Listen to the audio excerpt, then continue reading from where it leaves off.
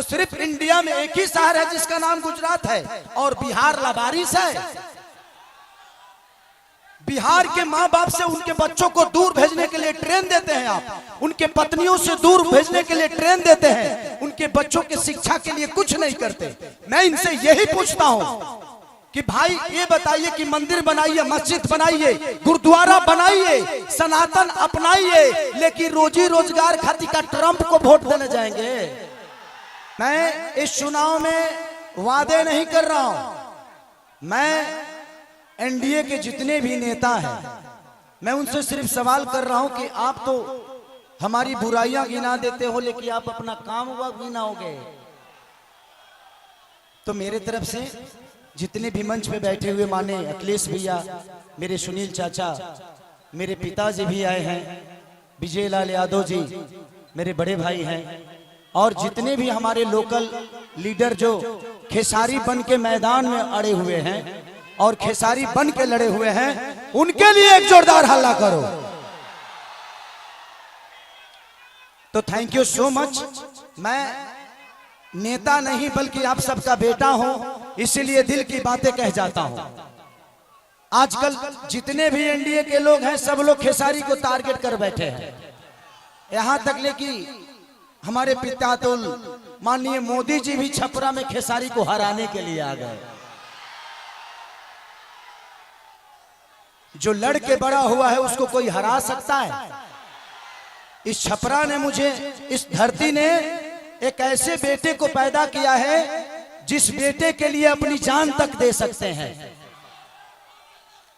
छपरा जिस दिन विजय होगा ना, सिर्फ बिहार ही नहीं बल्कि हिंदुस्तान जानेगा कि ये खेसरिया को छपरा वालों ने कितना प्यार दिया है।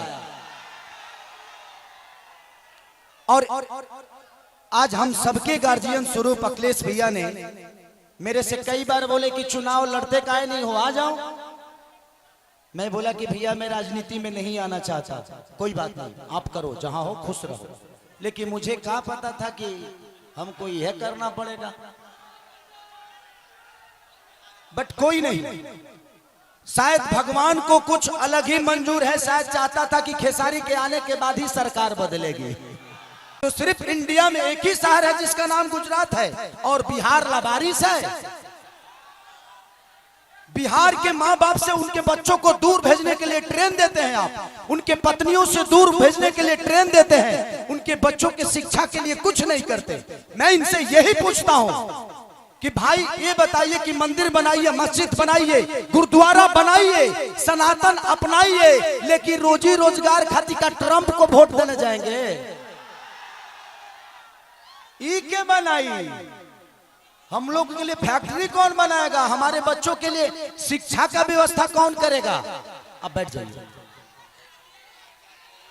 हम यही सवाल कर रहे हैं। जब भी चुनाव आता है, जब भी चुनाव आता है तो इनको सिर्फ जंगल राज ही बताना है।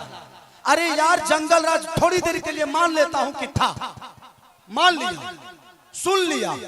अरे तो कौन आप सब मंगल राज बना दिए हो इस धरती को? रोज हत्या होता है, लॉ एंड ऑर्डर हमारा बहुत अच्छा है। अरे यार, उस परिवार से पूछना जिस परिवार का आदमी मारा जाता है। सिर्फ एक आदमी नहीं मारा जाता है, बल्कि वो घर का चिराग था, अपने घर की विश्वास था, जिसको मार दिया गया। उसके बाद जिसको जेल में डालते हो उसका भी करियर बर्बाद होता है। तो हमें बिजी कर दो ना यार, हमें काम दे दो। और काम नहीं दोगे तो क्या करेंगे? हम मौत में भी रोजी ढूंढते हैं, क्या करेंगे? ढूंढ ही लेगा कोई, क्योंकि हम बेरोजगार हैं। आज छपरा की स्थिति जो पानी में डूबी रहती है, छपरा व्यापारियों के करोड़ों रुपए बर्बाद हो जाते हैं। उसका जिम्मेदार कौन है? कुछ लोग कहे ये भी रहे हैं कि खेसरिया तो 15 दिन के लिए रहेगा यहाँ पे। अरे बेटा होके अंधा होके तक लोटा पानियों दी। बेटा हो अगर उसके पास आंख है ना, तो अमेरिका में भी रह के अपने माँ बाप का सेवा कर सकता है। तो बच्चों को रख के यहाँ के जो स्थानीय विधायक हमारे बुजुर्ग हैं, चाचा हैं, वो उनका सम्मान है, सीएन गुप्ता चाचा। वो तो 10 साल से शहर में रहे हैं, करो घर दाल भर पानी में डूबो रहा। तो जब बताइए कि ये नेता अपना इलाज एम्स में कराते हैं, अपना इलाज के लिए बेहतर अस्पताल नहीं बनाए तो हमारे बच्चों के लिए बनाएंगे? इनके बच्चे अमेरिका में पढ़ते हैं। जब ये अपने बच्चों के लिए बेहतर स्कूल नहीं बनाए तो हमारे बच्चों के लिए बनाएंगे? आज 20 साल से एनडीए की सरकार है, कोई बता दे कि एक भी फैक्ट्री हमारे बिहार में लगी है? लगी है? लागल बा? लागल नहीं खे, लोग यहां से भागल बा। अब जाके बिहार जागल बा। खेसरिया पागल बा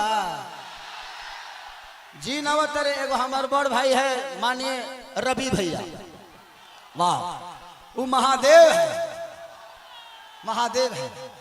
ये जीते जी तो हमारी जिंदगी को नरक बना देते हैं और मरने के बाद गोरखपुर में स्वर्ग की सीढ़ी लगवा देते हैं। माननीय मुख्यमंत्री योगी जी बैठे हुए हैं और कह क्या रहे हैं, महादेव तुम लोग यहां चलोगे तो स्वर्ग में जाओगे।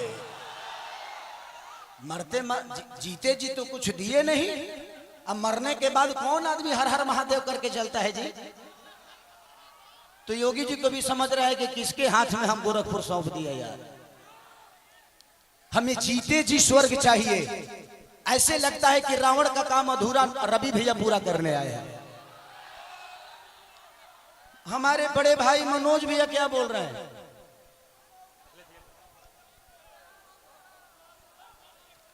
तो ये सारी चीजें हैं।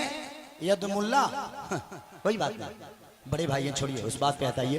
तो मैं चाहता हूं कि ये भाषण का टाइम नहीं है, क्योंकि भैया को भी बहुत जगह जाना है और भैया की बहुत बिजी शेड्यूल है और मुझे भी यहाँ से राघोपुर जाना है भैया के क्षेत्र में।